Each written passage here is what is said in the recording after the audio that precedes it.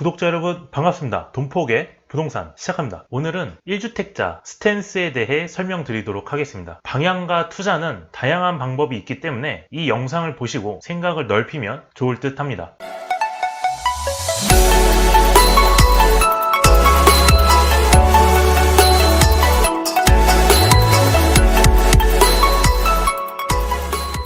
1주택이신 여러분 축하드립니다. 몇 개월 전에 무주택자 스탠스 관련한 영상을 올려드렸는데 영상을 보고 거주나 투자로 주택을 매수하셨다면 오늘 영상을 보시고 다음 스텝으로 어떻게 갈지 고민해보고 전략을 짜는 것도 좋다고 생각됩니다. 단 나는 1주택에서 끝내겠다, 앉은 자리에서 30년 이상 있겠다고 하시면 조용히 다른 영상 보시면 될 것 같습니다. 주택을 구입할 때 대부분의 사람들이 은행에 가서 대출을 받으셨겠죠. 벌써 레버리지를 활용하여 투자하는 방법을 터득하신 겁니다. 적절한 레버리지 투자는 부로 가는 방법임을 잊지 마시길 바랍니다. 거주해보니 주택에 들어가는 비용이 절대 만만치 않다고 생각을 하실 거예요. 주택을 취득할 때 발생하는 취등록세, 주택을 보유할 때 내는 보유세, 주택을 매도할 때 양도소득세를 고려해야 하고 부가적으로 이런 것들이 있는데 공인중개비, 인테리어비, 최근 평당 120만원 정도도 넘었다고 합니다. 그리고 관리비, 아파트 가격과 평형에 따라 천차만별인 거를 고려하셔야 되죠. 그래서 많은 비용이 들어간다. 넉넉하게 현금을 들고 계셔야 주택을 매수할 때 차질이 생기지 않습니다. 그래서 투자보다 실거주가 더 힘든 게 현실이겠죠. 1주택자 전략 중 상급지 이동 방법입니다. 기존 주택을 매도하고 대출을 사용해야 합니다. 첫 번째, 호재와 상관없이 주거를 이동시키고 두 번째, 무조건 좋은 지역을 선택하고 좋은 지역의 시세를 잘 간파해야 합니다. 1, 2번을 같이 묶어봤습니다. 이게 무슨 말이냐면 만약에 내가 지방에 거주하고 있다면 광주광역시, 부산광역시, 울산, 대구 등 이러한 광역시의 이동도 이것도 상급지의 이동이겠죠. 앞에 보는 그림은 우리나라의 수도인 서울입니다. 어디가 가장 좋은 입지일까요? 강남 3구인 서초구, 강남구, 송파구, 최근 강남 4구로 강동까지 포함한다고 하는데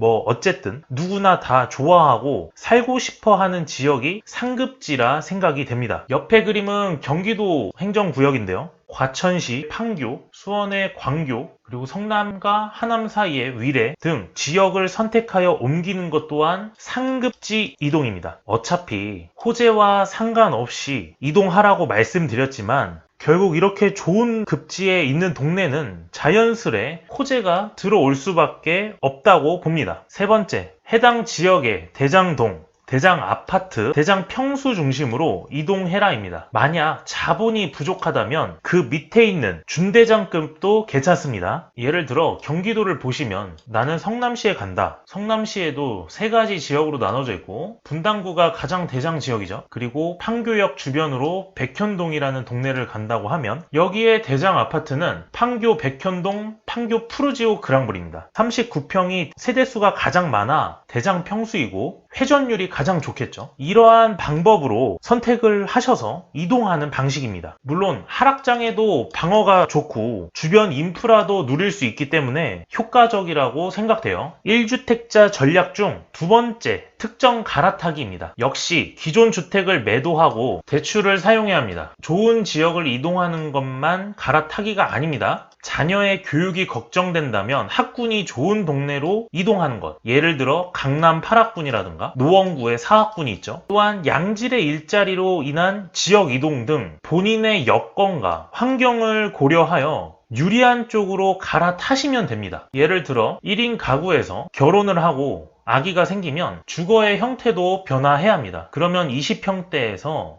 30평대로 갈아타는 방법도 고려해야겠죠. 공간의 확장 또한 갈아타기 방법입니다.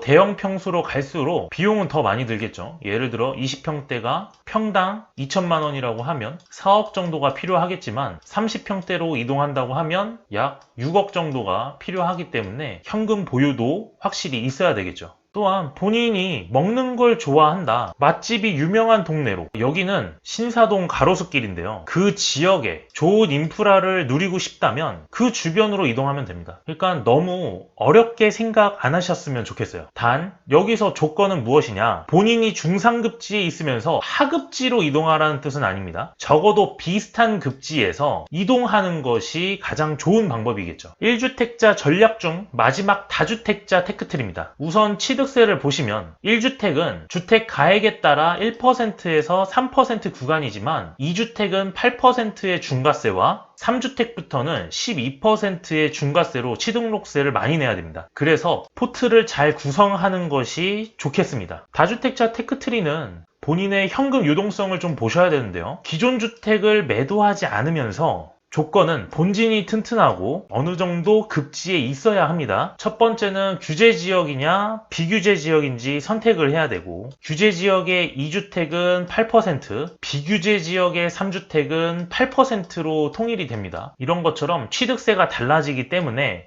잘 선택을 해야겠죠. 두 번째는 아파트냐 비아파트 구분해서 투자해야 됩니다. 세 번째는 재건축, 재개발로 다주택을 가는 방법입니다. 이거는 공부를 좀 하셔야 합니다. 최근 1기 신도시가 언급되고 있는데 이쪽에 투자하시는 것도 좋은 방법이죠. 마지막으로 지방 투자가 있습니다. 솔직히 수도권보다 지방이 가장 많이 올랐습니다. 그래서 여러 가지 투자 방법으로 주택 수를 늘리는 것이 다주택자의 테크트리입니다. 예를 들어 여기는 아크로 리버파크입니다. 대한민국에서 가장 비싸다고 하는 아파트죠. 여기에 1주택을 가지고 있다면 2주택은 재건축으로 세팅을 하고 3주택은 수익형 부동산으로 이렇게 세팅하는 방법입니다. 그러면 수익형 부동산에서 현금이 들어오고 2주택은 추후에 시간이 지나면 최대한 많은 차입금을 볼 수 있기 때문에 재건축으로 투자하는 방법입니다. 이렇게 해서 추후에 전체를 매도해서 똘똘한 1주택으로 세팅하는 방법도 가능하겠습니다. 그래서 투자는 이렇게 유연하게 생각을 하시면 편하게 투자하실 수가 있겠습니다. 이렇듯 어떤 부동산으로 세팅을 하느냐에 따라 결과값은 전부 다 다릅니다. 본인이 추구하는 자산의 유형이 무엇인지 파악을 해야 하고, 확실한 것은 1주택보다는 2주택 이상 테크를 타게 되면 상급지 이동은 더더욱 쉬워지게 되겠죠. 인간의 본성이라면 계층 이동에 대한 욕구는 가지고 있을 테니 말이죠. 이렇게 해서 1주택자 스탠스에 대해 알아봤습니다. 궁금한 점이 있으시면 댓글을 남겨주시고 구독과 좋아요는 저의 영상 제작에 큰 힘이 됩니다. 이것으로 영상 마무리하도록 하겠습니다. 감사합니다.